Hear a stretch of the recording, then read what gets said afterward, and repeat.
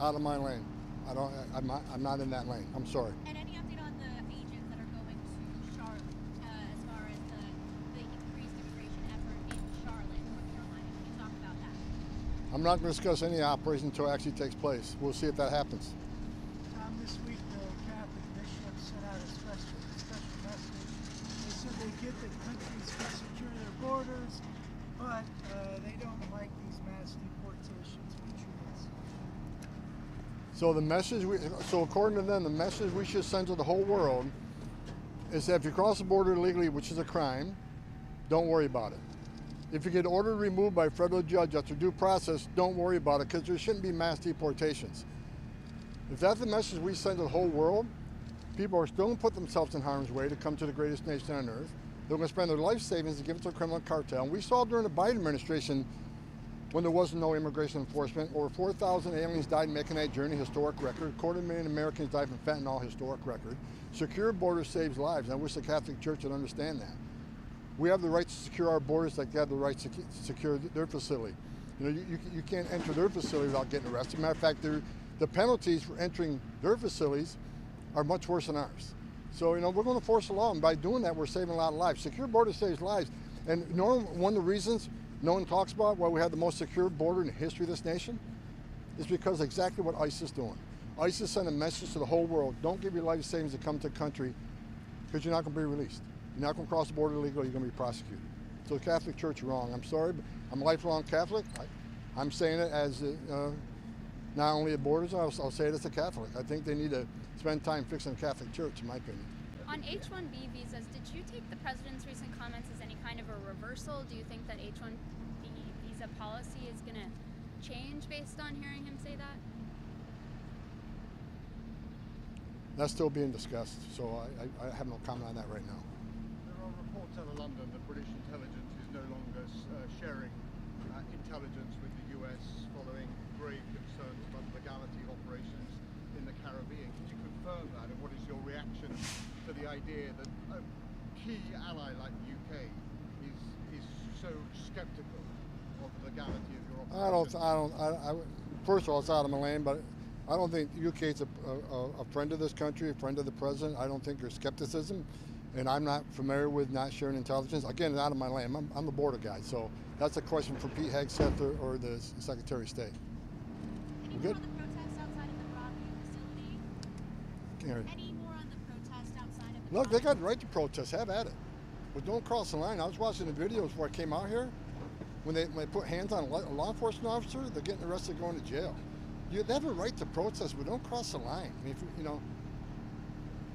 if people would just look at the data, the way it reads, that what ICE is doing, the vast majority of public safety trusts, I know some of you here say that's not true, because they're not criminals, cannot convict you yet. If we arrest somebody in the county jail or state prison that has a criminal conviction, well, it's not, a DUI. Like I read one report says, well, a lot of these are DUIs. That's really not a crime. Really? 12,000 people a year die from DUIs. I consider that a significant public safety threat. But then they say, well, some of these aren't convicted. Well, we arrest them in a county jail. They're in jail, locked in a jail cell because they're arrested for a crime. We consider those convicted and those pending criminal charges criminals. But you got a lot of the media saying, well, most of the people in ICE detention aren't a criminal. Wrong. I looked at the data this morning. More than half are criminals. And as far as what we're arresting, it hovers around 64 to 70% are criminals. And who are the others, 30%, which the media ignores? A lot of them are national security threats. Most national security threats don't have a criminal history. We arrested several thousand Iraqi nationals. Most of them don't have a criminal history. Why is that? Because they're laying low to do whatever they want to do. A lot of them are gang members. A lot of gang members don't have criminal history. And like I said, a lot of them are fugitives. Those who had due process were orderly moved and went and win. Yeah, we're arresting them. But we're the most non-fugitive, non-criminals, non-public safety threat, non-national security threats. Where do most of them get arrested? Sanctuary cities. Because rather than giving us the bad guy in the safety and security of a jail, they release them in the community. We go in the community and find them. When we find them, many times they're with others. Others in the United States illegally. Well, guess what? They're going to get arrested too. They're in the country legally. It's not okay to be in the country legally. It's not okay to enter the country legally. It's a crime. And the message we're not going to send come here illegally, just don't commit another crime and you're safe. Not the message we're going to send. That's why we had the most secure border in lifetime in the history of this nation. Not only that, let's not forget, it's just not about immigration. It's just not about a secure community. The stronger the border is, the stronger our national security is, because we now have a pretty good hand on who's coming in, what's coming in, where it's coming in, and why it's coming in, which didn't happen in the 4 years of the Biden administration. 2.1 million gotaways, biggest national security vulnerability this country's ever seen. So why is Charlie Can I ask you about the refugee cap now? Now that the president has announced that the shutdown is ending, will you consult with Congress on those 2026 refugee targets, or no? There's discussions going on. With Congress? Yes. It's my understanding that's mandated. That's why I'm asking. I guess I'm curious whether there's flexibility in that number, or is that the number? I talk to members of Congress every day. So there's discussions going on. But look, it's President ultimate authority, and but I think this administration is working well with members of Congress on anything related to immigration. Sir Nicolas Maduro down in Venezuela, do you think his days in power are numbered? The pressure's really ramping up. I can't comment on that. So as a member Do of the you think one more? administration, Do you think the $50 million bounty on his head, that reward being offered by the U.S. for his arrest and/or conviction, is $50 million enough, or do you think that needs to go up? I got no comment on that. And look, Maduro's not a friend of this country.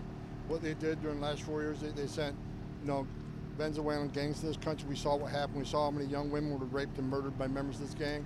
What I appreciate, President Trump took immediate action calling TDA a terrorist organization, MS-13 a terrorist organization, is the right move to make. And I said, even before the administration came into power, designating these groups terrorist organizations is the right thing to do. Especially the drug cartels. They've killed more Americans than every terrorist organization in the world. It's about time we had a strong president like President Trump come in and hold these people accountable.